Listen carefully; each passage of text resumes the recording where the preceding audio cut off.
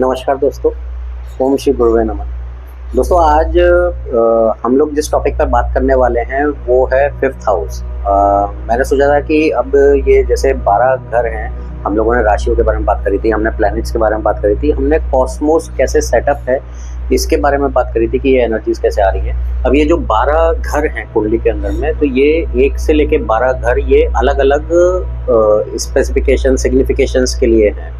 तो इनके अंदर में क्या-क्या होता है और ये कैसे समझना चाहिए या इसको कैसे इम्प्रूव करना चाहिए, तो उसको एक आज वीडियो में इसके बारे में डिस्कशन करते हैं। और जो पहला घर जो मैं उठाना चाहता हूँ वो है फिफ्थ हाउस। फिफ्थ हाउस बहुत मैजिकल हाउस है। समहाउ मुझे लगा कि यहाँ से शुरू करना चाहिए, क्योंकि फिफ्थ हाउस आपके अपने प्रीवियस बर्थ्स के, मतलब जो आपके पुण्य कर्म हैं, जो आप प्रारब्ध जो आप लेकर के आ रहे हैं, जो अपने पिछले जन्मों से अपने पुण्य कैरी करके आ रहे हैं, फिफ्थ हाउस उसको डिनोट करता है। फिफ्थ हाउस के अंदर में कम से कम नहीं तो 35, 40, 50 सिग्निफिकेशंस होंगे।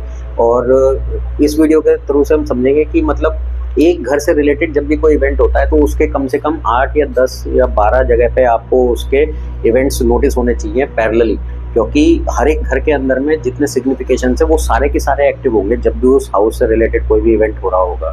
तो फिफ्थ हाउस अगर बहुत सिंपल वे से शुरू करें तो फिफ्थ हाउस आपके फोर्थ से सेकंड हुआ।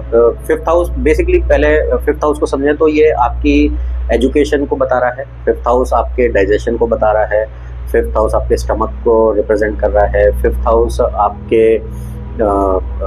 लव अफेयर्स को रिप्रेजेंट करता है। फिफ्थ हाउस जैसे मैंने कहा कि आपके प्रीवियस जो लाइफ से आप कैरी करके आ रहे हैं, आपके पुण्य कर्म है उनको रिप्रेजेंट कर रहा है। फिफ्थ हाउस आपके पूजा जो आप करते हैं, जो आपके डीटी हैं जिनको आप पूजा करते हैं, जो कि हम लोग जिसमें बोलते हैं कि हमारे अपने ये जो पर्टिकुलर डीटी जिसको कि हम पूजा करना चाहते हैं वो कौन है, तो वो फिफ्थ हाउस से रिप्रेजेंट होते हैं। हमारी साधना फिफ्थ हाउस से रिप्रेजेंट होती है, हमारी एजुकेशन फिफ्थ हाउस से रिप्रेजेंट होती है।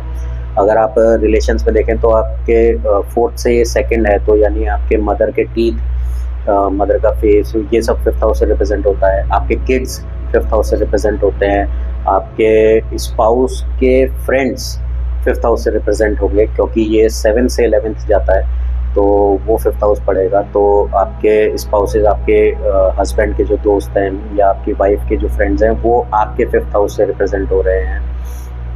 जो फिफ्थ हाउस के अंदर में आपकी सेफ्टी रिप्रेजेंट हो रही है कि आपका सेफ्टी नेट कैसा है। आप मतलब जो छाता लेकर के चल रहे हैं तो बारिश के समय में छाता काम आएगा नहीं आएगा, फिफ्थ हाउस से लेकर जाएगा। तो बेसिकली आपका सेफ्टी नेट फिफ्थ हाउस से रिप्रेजेंट हो रहा है।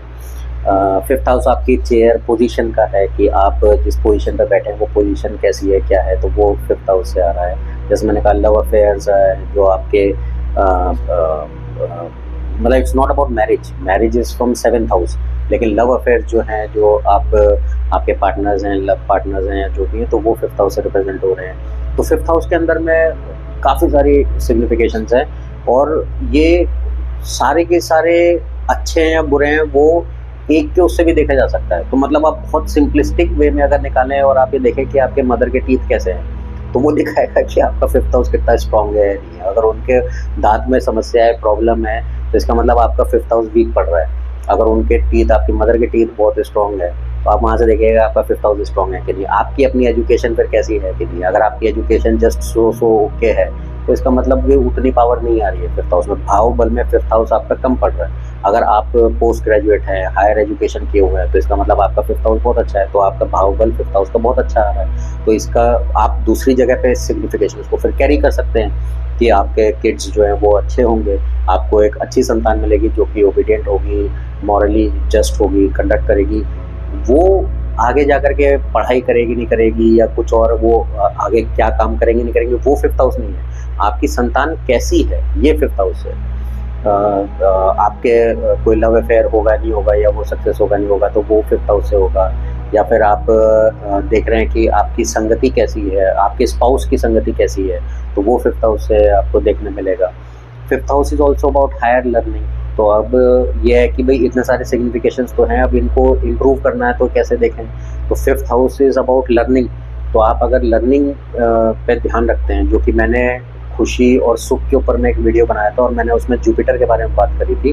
तो 5th हाउस के अगर आप कारक देखेंगे तो उसमें सन, जो नेचुरल राशि जो आती है वो लियो आती है, तो सन एक कारक हुए 5th हाउस के, जो कि डिसिप्लिन की बात कर रहे हैं। जुपिटर जो है लर्निंग के कारक हैं, तो जुपिटर 5th हाउस के कारक हुए। जीव कारक हैं, तो बच्चों के कारक जुपिटर होते हैं, तो जुपिटर एक कारक हुए 5th हाउस के, जो कि लर्निंग की बात कर रहे हैं। तो आप अगर डिसिप्लिन में रहते हैं, आप हायर लर्निंग के लिए मतलब डेली रोज कुछ नया सीखने के लिए कुछ भी काम कर रहे हैं, तो आप अपना 5th हाउस इंप्रूव करते हैं। ये किसी भी प्रोफेशन में किसी भी व्यक्ति के लिए, सबके लिए बराबर से अप्लाई होता है। इट डजंट मैटर कि आप शेफ़ हैं, अगर आप शेफ़ हैं तो आप अपने फील्ड के अंदर में कोई नई डिशेज़, कोई नए इंग्रेडिएंट्स, कोई नई रेसिपीज़, कोई नए कल्चर, वो सब एक्सप्लोर कर रहे होंगे। आप अगर मैनेजमेंट में, तो आप देख रहे होंगे कि एचआर वाले या आपकी टीम वाले वो हमेशा कोई ना कोई नई ट्रेनिंग्स लगाते रहते हैं। तो वो सिर्फ इसलिए नहीं है कि आपको एक आउटिंग देनी है या 1-2 दिन का ब्रेक देना है काम से, वो इसलिए कि आप हमेशा लर्निंग के लिए ट्यून रहें, आप हमेशा इम्प्रूवमेंट के लिए ट्यून रहें। तो अगर आप हमेशा इम्प्रूवमेंट की तरफ देख रहे हैं तो आप अपना 5th हाउस बेटर कर रहे हैं, आप इससे रिलेटेड सिग्निफिकेशंस बेटर कर रहे हैं। वो कि हर फील्ड में, हर एम्प्लॉयमेंट में, हर टाइप के प्रोफाइल के अंदर में ये चीज़ अप्लाई करती है। 1, 5th और 9th ये 3 हाउसेज हैं जो कि आपके काम करने से आप अपनी लाइफ को बेटर इवॉल्व कर सकते हैं। कि जैसे केंद्र के जो घर हैं, जैसे 1, 4, 7, 10, तो ये 1, 4, 7, 10 जो हैं, इनको चेंज करना, क्योंकि ये केंद्र हैं आपकी कुंडली के, ये केंद्र के घर हैं, इनको चेंज करना बहुत मुश्किल है। आप यहाँ के अंदर में अपनी लाइफ में उतनी जल्दी से चेंज नहीं ला पाएंगे या नहीं कर पाएंगे, क्योंकि ये केंद्र हैं, ये पिलर्स हैं आपके। लेकिन जो ट्राइंस बोले जाते हैं 1, 5, 9, तो 1 हुए आप, तो जो खुद आप हुए, जो लगन हुआ, उसको अगर फोकल रखते हुए आप 5 और 9 पे काम करते हैं, तो ये ट्राइंस को आप चेंज करके अपनी लाइफ को इवॉल्व कर सकते हैं। तो 5th के अंदर में, जैसे मैंने कहा कि साधना है, मंत्रोच्चारण है, लर्निंग है। 9th हाउस के अंदर में हायर लर्निंग है, वहाँ पे गुरु का साथ है, वहाँ पे सत्संगति है, और वहाँ पे लक फैक्टर आपका काम करता है, आपके प्रिंसिपल्स काम करते हैं। तो 5th और 9th के कॉम्बिनेशन में अगर आप खुद को रखते हैं और इवॉल्व करते हैं, तो वहाँ से आप अपनी लाइफ के स्टेटस को ऊपर ले जा सकते हैं। तो अगर इसलिए कहा जाता है कि कोई व्यक्ति अगर डेली कुछ ना कुछ सीख रहा है, खुद को कुछ बेहतर कर रहा है, चाहे छोटे से छोटा भी आपका इम्पैक्ट हो या स्टेप्स हो, लेकिन अगर आप कुछ निरंतर बेहतर कर रहे हैं खुद को अपनी फील्ड के अंदर में, तो आप उसके अंदर में वो साधना, एक तरीके से आप उसको साध रहे हैं। तो मान लीजिए कोई मैथमेटिशियन है, तो वो डेली अगर मैथमेटिक्स की स्टडी कर रहा है, तो वो एक तरह से कि उनकी वो साधना है। साधना खाली ये नहीं है कि आपने एक पर्टिकुलर मंत्र पकड़ करके आपने वो मंत्र उच्चारण किया है और अब आपके पास में सिद्धि आ गई है और आप जो है कुछ कुछ कर दे रहे हैं जो लोगों को जादू जैसा दिख रहा है, वो नहीं। साधना का पर्पज़ ये होता है या मतलब ये होता है कि आप जिस काम में लगे हुए हैं, जिस एक पर्टिकुलर विद्या में लगे हुए हैं, उसमें आप निरंतर अपने आप को इम्प्रूव करते जा रहे हैं, तो वो साधना है। हर व्यक्ति अपने काम के हिसाब से, अपने इंटरेस्ट के हिसाब से कोई ना कोई साधना में लगा हुआ है। जैसे मैंने कहा कि चाहे वो शेफ़ हो, चाहे वो डॉक्टर हो, चाहे वो कोई मैनेजमेंट प्रोफेशनल हो, चाहे वो कोई टीचर हो, चाहे वो किसी भी तरह के, आप इवन होम मेकर हैं। बहुत ज़्यादा लेडीज़ के अंदर में ये चीज़ रहती है कि हमको बराबर की नज़रों से नहीं देखा जाता, या हम तो घर पे रहते हैं तो हमें बराबर के दर्जे से नहीं देखा जाता। मैं ऐसा नहीं मानता। अगर आप होम मेकर भी हैं, आप अपने घर की टेक केयर कर रहे हैं, अपनी फैमिली की टेक केयर कर रहे हैं, तो उसके अंदर में भी आप निरंतर अपने आप को बेहतर कर सकते हैं ना। आप अपनी फैमिली की हेल्थ को इम्प्रूव कर सकते हैं, न्यूट्रिशन फूड को इम्प्रूव कर सकते हैं, आप अपने घर के अंदर में जो साज सजावट है, रख रखाव है, आप उसको इम्प्रूव करते हैं, आप अपने बच्चों की परवरिश को इम्प्रूव करते हैं, आप अपनी खुद की नॉलेज को इम्प्रूव करते हैं, आप हर तरीके से इम्प्रूवमेंट की तरफ जा सकते हैं। तो आप अपना 5th हाउस बेटर बनाते हैं। और दूसरा है कि आप अपनी संगति कैसे रखते हैं। अगर आप अपनी संगति को निरंतर इम्प्रूव करते हैं, आप अपने उन खास दोस्तों के साथ रहते हैं जिनके साथ में आपको इमोशनल सेटिस्फैक्शन मिलता है, तो वो एक अच्छी संगति है। आप कुछ ऐसे लोगों के साथ बैठते हैं जिनके साथ में आपको निरंतर कुछ सीखने मिलता है, उनके स्किल से, उनके एक्सपीरियंस से या उनके नॉलेज से। तो आप अपनी संगति इस तरह से रखें तो आप खुद को इम्प्रूव करता हुआ देखेंगे, तो आप अपना 5th हाउस इम्प्रूव करते हैं और 5th हाउस से रिलेटेड जितने सिग्निफिकेशंस हैं वो इम्प्रूव होने लगते हैं। आप ऐसे नहीं कर सकते कि आप खुद बैठ कर के फेसबुक, इंस्टाग्राम चला रहे हैं सारे दिन मोबाइल पे और अपने बच्चों को डाँट रहे हैं कि तुम पढ़ाई क्यों नहीं कर रहे, तुम पढ़ाई करो, तुम्हारा पढ़ने का समय है। आप खुद को इम्प्रूव करने के लिए कुछ नहीं कर रहे हैं और आप अपने बच्चों को डाँट रहे हैं कि ये अपने लिए कुछ करें या ये पढ़ लें, तो ऐसा नहीं होने वाला। जो एग्ज़ाम्पल आप सेट करेंगे वैसा ही वो फ़ॉलो करेंगे। तो 5th हाउस में सबसे इम्पोर्टेंट जो किड्स है, आप किड्स को, अपने बच्चों को अगर इम्प्रूव होते हुए देखना चाहते हैं या उनकी बेहतरी चाहते हैं, तो अपने आप को, अपने 5th हाउस को सबसे पहले इम्प्रूव कीजिए।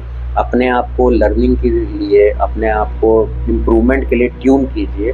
नित नया कुछ नया अपने आप को बढ़ाते जाइए और देखिएगा कि आपके बच्चे भी उससे प्रभावित होंगे, आपकी लाइफ के ऑल अदर एस्पेक्ट्स उससे प्रभावित होंगे। आपकी लाइफ में जो फालतू के बेकार के लोग हैं, जो कि आपकी एनर्जी वेस्ट कर रहे हैं, जो कि आपके लायक नहीं है, वो खुद ही निकल जाएँगे और आप उन लोगों के साथ में होंगे जो कि आपको इम्प्रूव करने में हेल्प कर रहे हैं और जिनको कि आप भी कंट्रीब्यूट कर रहे हैं। तो आप भी सत्संगति बने किसी के लिए, तो वो भी तभी होगा कि जब आप खुद एक हायर प्लेन पे हैं, जब आप खुद एक इम्प्रूवमेंट जर्नी पर हैं। तो आप भी किसी के लिए दुसंगति ना बने, आप भी किसी के लिए सत्संगति बने।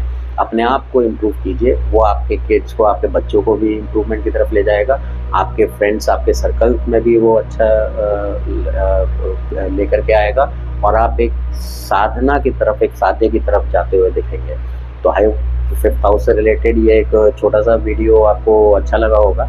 फर्दर और हम दूसरे घरों के बारे में चर्चा करेंगे और कुछ और नए टॉपिक्स को लेकर के आएँगे, डेली लाइफ से रिलेटेड, सिम्प्लिफाइड एस्ट्रोलॉजी से रिलेटेड। नमस्कार। Kindly subscribe and also share the video.